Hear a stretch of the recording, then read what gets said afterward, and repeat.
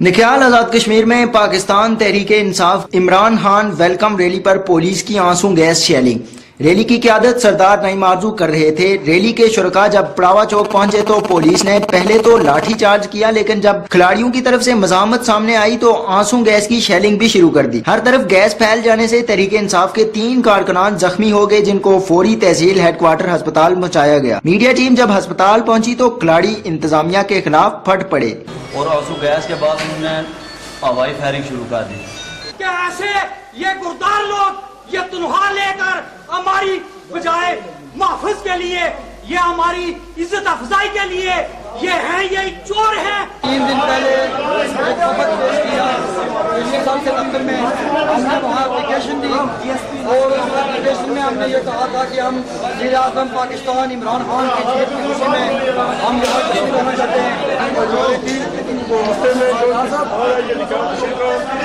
Police کو کہا کہ آپ شادی کریں تو پولیس نے شادی کیا اور ہمارے آدمی زخمی ہیں، ہماری قرمت رہی جا رہی تھی اور یہ لوگ انتظامیہ نے کام کیا۔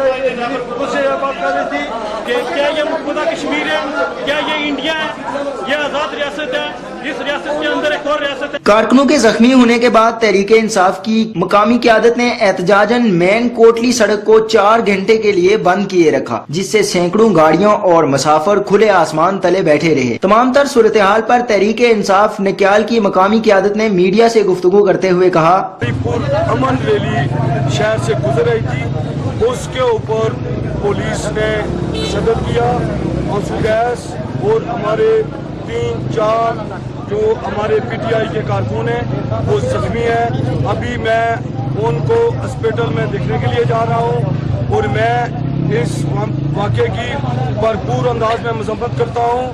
میں وزیر اعظم پاکستان عمران خان سے یہ مطالبہ کرتا ہوں کہ نکیال کے اندر ریاست ہے، جہاں کریلوی خاندان کا اپنا قانون ہے، اس کا دل چاہے تو وہ عدالتیں جلا دے، اس کا دل چاہے تو وہ ڈی پی بشیر کو قتل کر دے، اس کا دل چاہے تو وہ چودھری منشی کو قتل کر دے۔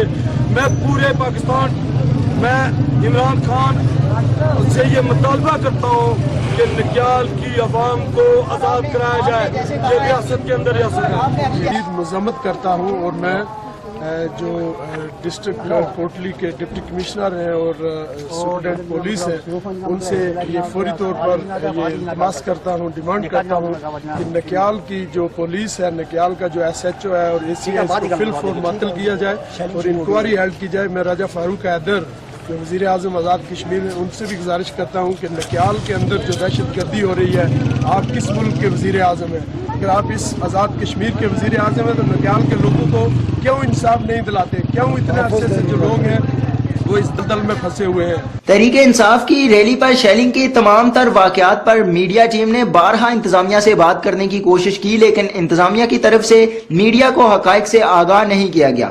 دیگر ذرائع کے مطابق شہر بھر میں دفعہ 144 کی خلاف ورزی کرنے پر تحریک انصاف کے خلاف کریک ڈاؤن کیا گیا اور مقامی قیادت سمیت درجنوں کارکنوں پر دفعہ 144 کے خلاف ورزی کرنے پر تھانہ فتح پور تکیالہ میں FIR درج بھی کر دی گئی ہے۔ کیمرہ مین بابر مول کے ساتھ احتشام الحق، راز نیوز، کوٹلی آزاد